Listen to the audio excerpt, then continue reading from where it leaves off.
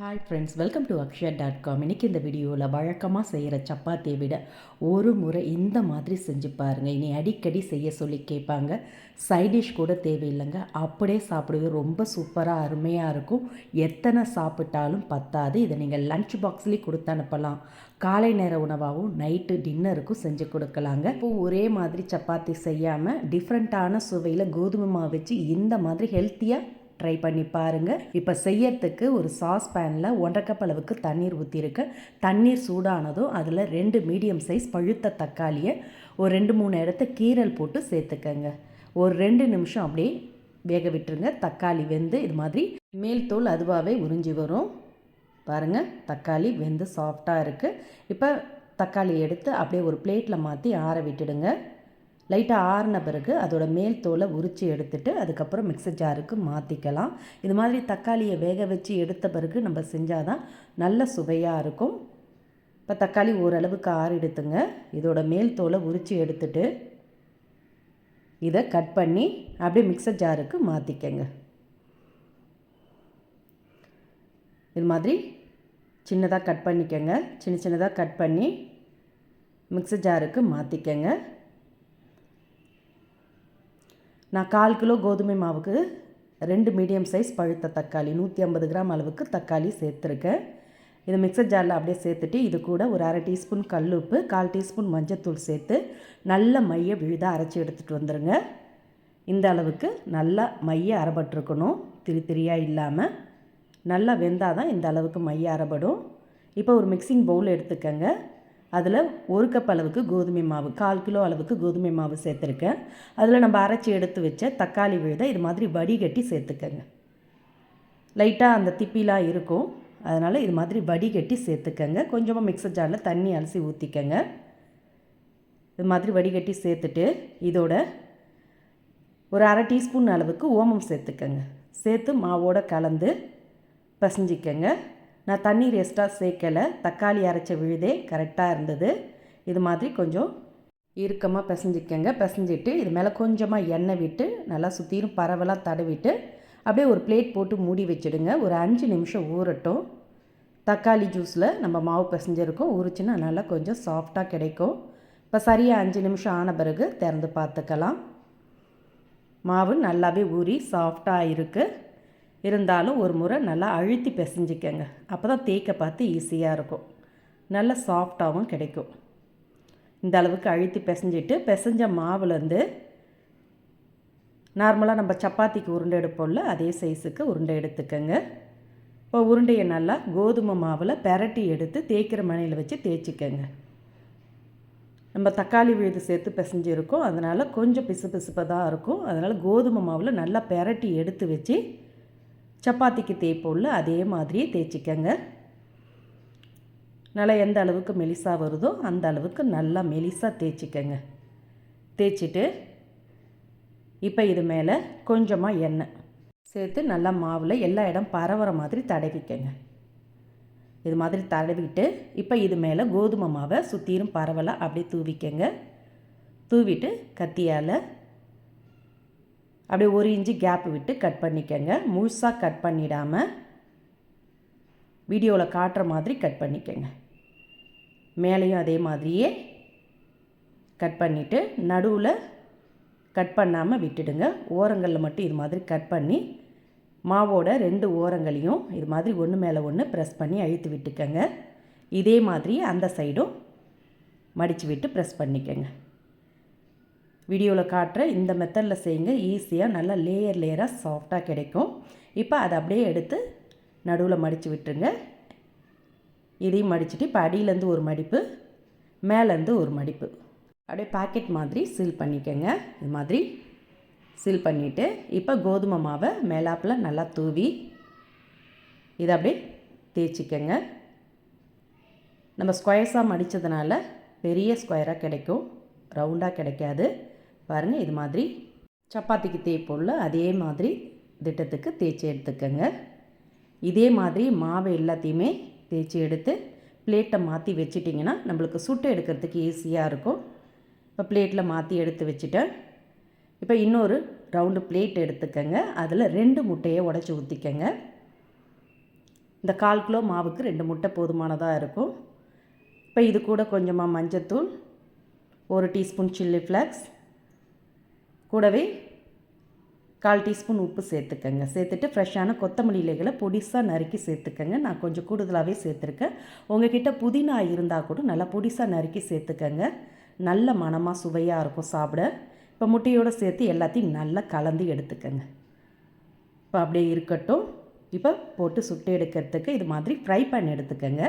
அதில் ஒரு 2 டீஸ்பூன் அளவுக்கு எண்ணெய் ஊற்றி சூடானதும் நம்ம கலந்து வச்ச முட்டையில் தேய்ச்சி வச்ச மாவை இது மாதிரி பெரட்டி எடுத்து அப்படியே சேர்த்துடுங்க. பேனில் இது மாதிரி சேர்த்துட்டு ஒரு சைடு வெந்ததும் அப்படியே திருப்பி போட்டுக்கங்க. நல்ல சூப்பராக லேயராக சாஃப்டாக அருமையாக கிடைக்கும். பாருங்கள், நல்லா உப்பி வந்திருக்கு. திருப்பி போட்டதுமே இது மாதிரி ஓரங்களை ப்ரெஸ் பண்ணி விட்டு திருப்பி போட்டிங்கன்னா நல்ல ப்ளஃபியாக உப்பி வரும். பாருங்கள் எந்த அளவுக்கு நல்ல ப்ளஃபியாக உப்பி வருது பாருங்கள். சூப்பராக அருமையான லாஃபா ரெடி. கோதுமை மாவில் முட்டை சேர்த்து இது மாதிரி லாஃபா சப்பாத்தியாக செஞ்சு கொடுங்க.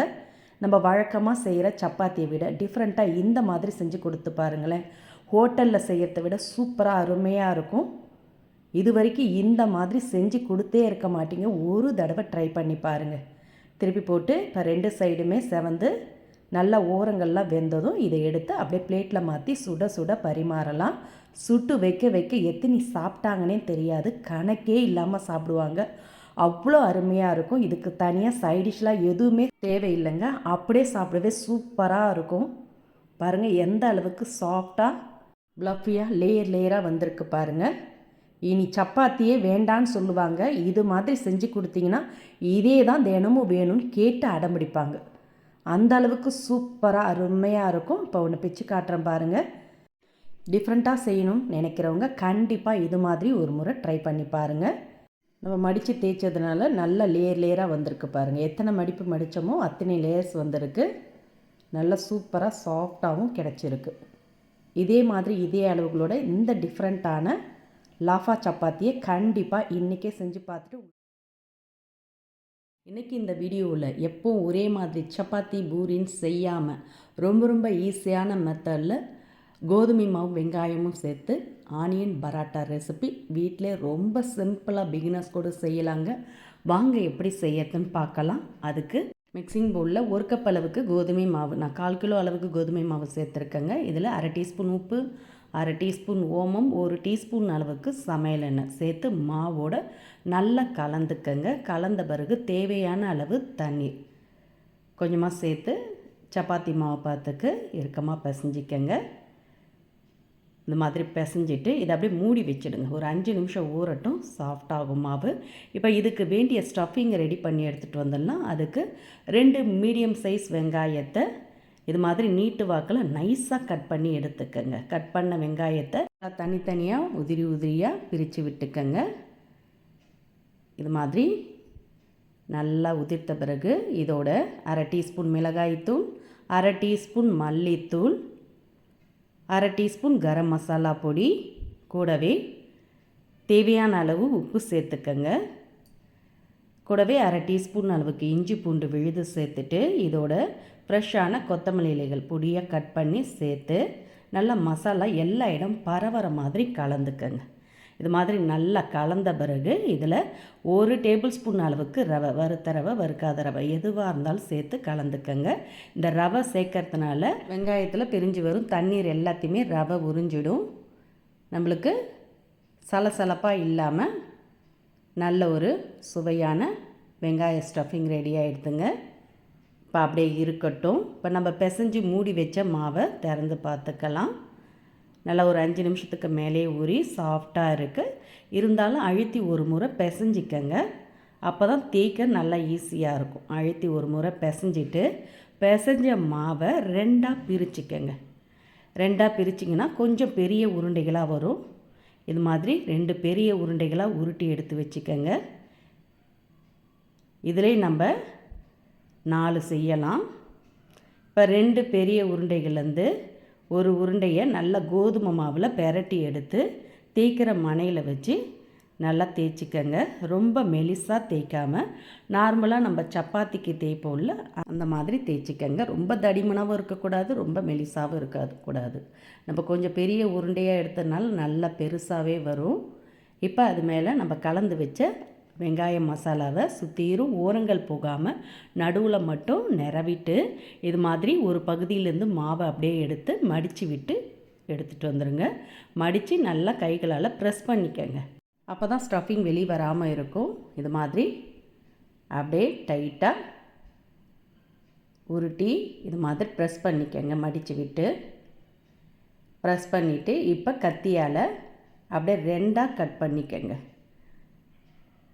கட் பண்ண ரொம்ப ஈஸியாக தான் இருக்கும். இதே மாதிரி கட் பண்ணிவிட்டு இப்போ கட் பண்ண ஒரு பாதியை அப்படியே திருப்பிக்கங்க. திருப்பி டைட்டாக ரோல் பண்ணிக்கங்க. வீடியோவில் காட்டுற மாதிரி ஸ்டஃபிங் வெளியே தெரியணும் அந்த அளவுக்கு டைட்டாக ரோல் பண்ணிவிட்டு கைகளால் அழுத்தி ப்ரெஸ் பண்ணிக்கங்க. அதோட எண்டையும் அப்படியே அழுத்தி விட்டுடுங்க. இப்போ ரெண்டாவதையும் அதே மாதிரியே அப்படியே திருப்பி ரோல் பண்ணிக்கங்க. ஸ்டஃபிங் மேலே தெரியுது பாருங்கள். இது மாதிரி டைட்டாக ரோல் பண்ணிவிட்டு இப்போ அதோட எண்டை இது மாதிரி அழுத்தி விட்டுடுங்க. அழுத்திட்டு மேலேயும் நல்லா ப்ரெஸ் பண்ணிக்கங்க. ப்ரெஸ் பண்ணிவிட்டு கோதுமை மாவை மேலே அப்படியே தூவி தேய்ச்சிக்கங்க. ரொம்ப அழுத்தி தேய்க்காமல் லைட்டாக தேய்ச்சி விடுங்க. தேய்ச்சி விட்டு திருப்பிட்டு கொஞ்சம் கோதுமை மாவை தூவி லைட்டாக தேய்ச்சி விடுங்க. கொஞ்சம் தடிமனாக இருக்கணும். இது மாதிரி லைட்டாக தேய்ச்சி விட்டு எடுத்திங்கன்னா ஸ்டஃபிங்லாம் வெளியே வராமல் சூப்பராக லேயராக ஆனியன் பரோட்டா ரெடி ஆகிடுங்க. இப்போ தேய்ச்சி எடுத்த மாவை சூடான கல்லில் போட்டு சுட்டு எடுத்துக்கலாம். அதுக்கு தவா சூடானதும் அதில் கொஞ்சமாக எண்ணெய் தடவிக்கிங்க. தடவிட்டு இப்போ தேய்ச்சி எடுத்த மாவையும் சேர்த்து இது மேலே கொஞ்சமாக எண்ணெய் இல்லாட்டி நீங்கள் பட்டர் கூட சேர்த்து தடவிக்கலாம். இப்போ திருப்பி போடுங்க. ஒரு சைடு வெந்ததும் திருப்பி போட்டு இன்னொரு சைடு வெந்ததும் எடுத்திங்கன்னா நல்ல மேலே மொறுன்னு லேயராக கிறிஸ்பியான உள்ள சாஃப்டான ஆனியன் பரோட்டா ரெடி.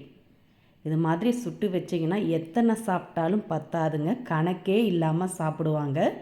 எப்போவும் ஒரே மாதிரி கோதுமை மாவில் சப்பாத்தி பூரின்னு செஞ்சு அழுத்து போச்சுன்னா இது மாதிரி டிஃப்ரெண்ட்டாக ஈஸியான ஆனியன் பரோட்டா ரெசிப்பியை கண்டிப்பாக ட்ரை பண்ணி பாருங்கள். கடைகளில் மைதாவில் தான் பரோட்டா செய்வாங்க. ஆனால் கோதுமை மாவு வச்சு வீட்லேயே ஹெல்த்தியாக ஃபில்லிங்காக செஞ்சு தரலாம். இதுக்கு சைட் டிஷ் கூட தேவையில்லைங்க. அப்படியே சாப்பிடுவே ரொம்ப சூப்பராக அருமையாக இருக்கும். இந்த ஈஸியான ரெசிபி உங்களுக்கு பிடிச்சிருந்தால் வீடியோக்கு ஒரு லைக் கொடுங்க. ஃப்ரெண்ட்ஸ் அண்ட் ரிலேட்டிவோட இந்த வீடியோவை நிறைய ஷேர் பண்ணுங்கள். மறக்காமல் நம்மளுடைய சேனலையும் சப்ஸ்கிரைப் பண்ணிவிடுங்க. நன்றி, வணக்கம்.